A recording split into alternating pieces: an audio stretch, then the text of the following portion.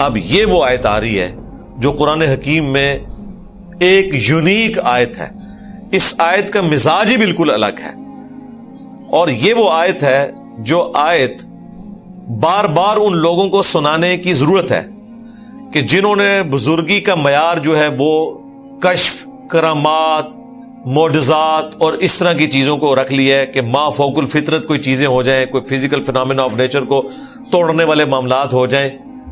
ان کا جواب اللہ تعالیٰ دے رہا ہے اور فرما رہا ہے کہ وہ لوگ پھر بھی ایمان نہیں لے کے آئیں گے, جو مرضی آپ کر لیں. اور ہم نے تاریخ انسانی میں دیکھا ہے, قرآن اس کے اوپر گواہ ہے. وَلَوْ أَنَّ قُرْآنًا سُيِّرَتْ بِهِ الْجِبَالُ, اور اگر ہم قرآن کو ایسا بنا دیتے کہ قرآن کی تلاوت کرنے سے پہاڑ چلنا شروع کر دیتے. یہ آپ نے کئی بزرگوں کا نہیں سنا کہ پہاڑوں کو اشارہ کیا, پہاڑ چل پڑے, اور یہ دیوار ڈنگی تھا, ایک بزرگ سن انہوں نے اشارہ کیا تو دیوار بھی نالے ٹور پہ. قرآن پڑھنے سے تو یہ کچھ نہیں ہوگا. قرآن نفی کر رہا ہے اس چیز کی کہ قرآن پڑھنے سے ایسا کچھ بھی نہیں ہوگا, کیونکہ اللہ تعالیٰ نے قرآن کو ایسا بنایا نہیں ہے. اگر قرآن ہم ایسا بنا دیتے کہ قرآن پڑھنے سے پہاڑ چلنا شروع کر دیتے, یعنی نبی علیہ السلام تلاوت شروع کرتے, پہاڑ چلنا شروع کر دیتے, تو کفار مکہ تو یہی گمان کریں گے واقعی یہ اتنا بڑا ایک کارنامہ کیا ہے پیغمبر نے, ہم اسے پیغمبر مان لیں. لیکن اللہ تعالیٰ فرما رہا ہے ایسا نہیں ہونا تھا.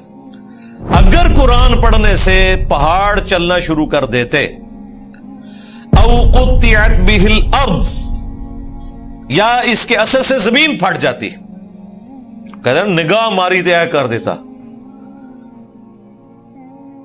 یعنی قرآن کی آیات میں یہ اثر رکھتے ہم کہ جو بھی پڑھے, اور اسپیسیفکلی اس وقت تو نبی الاسلام کے حوالے سے ہو رہا ہے کہ نبی الاسلام اس قرآن کو پڑھتے, پہاڑ آپ کے ساتھ چلتے, زمین پھٹ جاتی.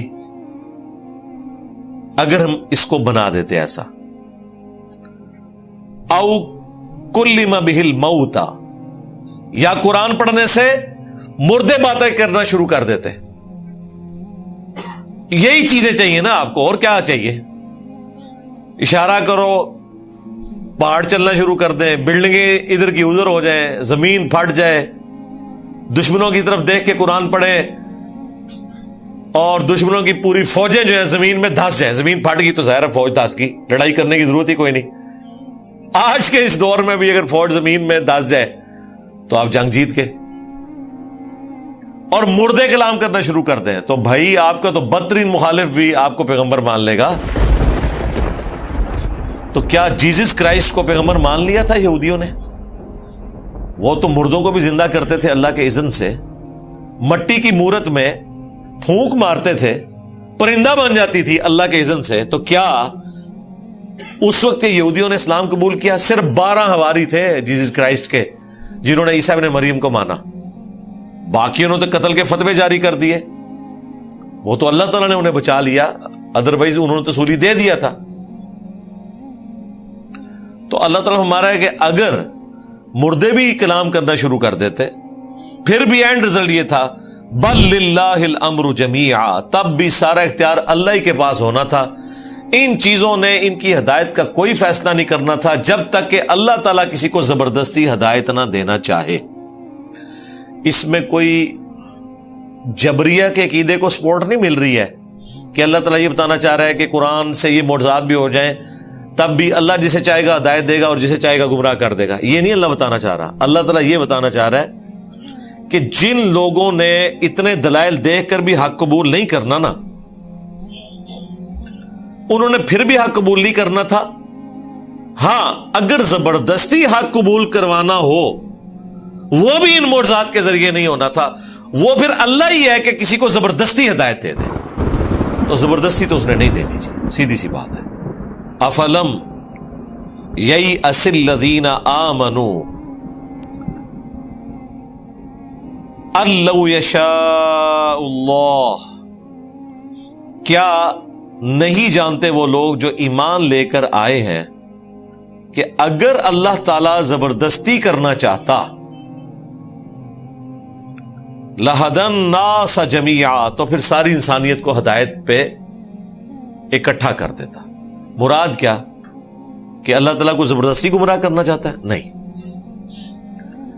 اگر اللہ تعالیٰ زبردستی ہدایت دینا چاہتا نا تو سب کو ہدایت پہ جمع کر دیتا۔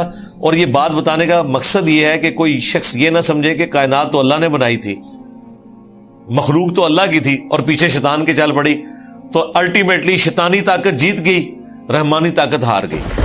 اس کو کاؤنٹر کرنے کے لیے اللہ تعالیٰ کہہ رہا ہے یہ میں نے آزمائش کی دنیا بنائی ہے، اگر میں نے زبردستی ہدایت دینا ہوتی تو ایک شیطان کیا اربوں شیطان بھی ہوتے کسی کو گمراہی کی طرف مائل نہ کر سکتے۔ جس طرح اللہ تعالیٰ پیغمبروں کی حفاظت کرتا ہے ہر انسان کی کر لیتا، لیکن یہ اللہ تعالیٰ کے ہاں طے پا چکا ہے کہ جنت اس شخص کو ملنی ہے جس نے یہ جنت ارن کرنی ہے، اس کے لیے ایفرٹ پٹ کرنی ہے، وقت کے پیغمبر کی دعوت پہ لبیک کہنا ہے۔ اے اہل ایمان، کیا تمہارے علم میں یہ نہیں ہے کہ اگر اللہ تعالیٰ چاہتا کہ وہ ہدایت دے زبردستی تو پوری انسانیت کو ہدایت پہ اکٹھا کر دیتا۔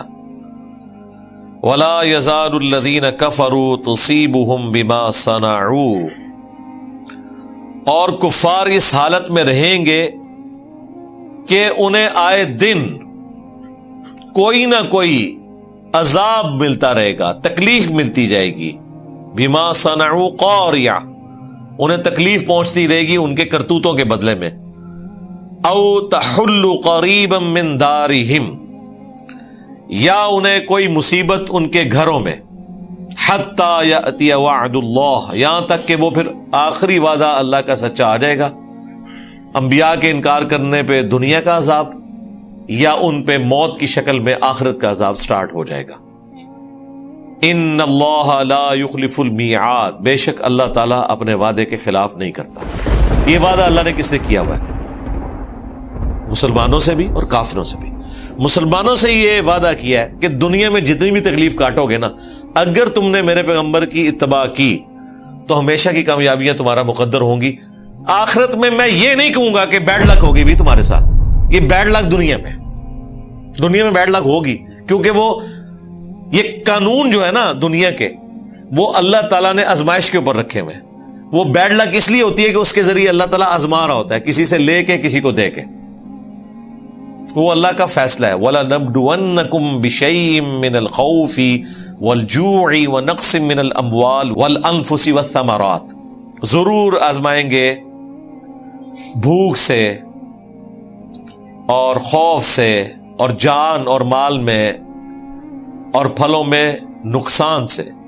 پھر دیکھیں گے کس کا ایٹیچیوڈ اہل ایمان والا ہے کہ جب بھی کوئی تکلیف پہنچے تو وہ یہی کہ انا للہ و انا الیہ راجعون، بے شک ہم بھی تو اللہ کی طرف سے آئے تھے، یہ تکلیف بھی اللہ کی طرف سے آئی ہے، اس تکلیف نے بھی ختم ہی ہو جانا ہے، ایک نہ ایک دن ہم نے بھی اللہ کے پاس جانا ہے، تو اس دن تو تکلیف ختم ہو جائے گی نا۔ کینسر کے مریض کے اوپر تکلیف اس دن تک ہے جس دن تک وہ زندہ ہے، موت اس کے لیے تکلیف کے خاتمے کا سبب ہے، اور راحت کا آغاز ہے اگر اس نے اللہ کو رسپانس کیا ہوا ہے دنیا میں، ورنہ اگلا لمحہ تو اس سے بھی برا آنے والا ہے، وَلِعَوْذُ بِاللَّهِ تَعَالَى۔ تو اللہ تعالیٰ ہمارے ہم اپنے وعدے کی خلاف ورزی نہیں کریں گے، یعنی اہل ایمان سے وعدہ کیا تھا وہ بھی پورا کریں گے، اور جہنمیوں کو جو دھمکیاں لگائی تھی وہ بھی پوری ہوں گی۔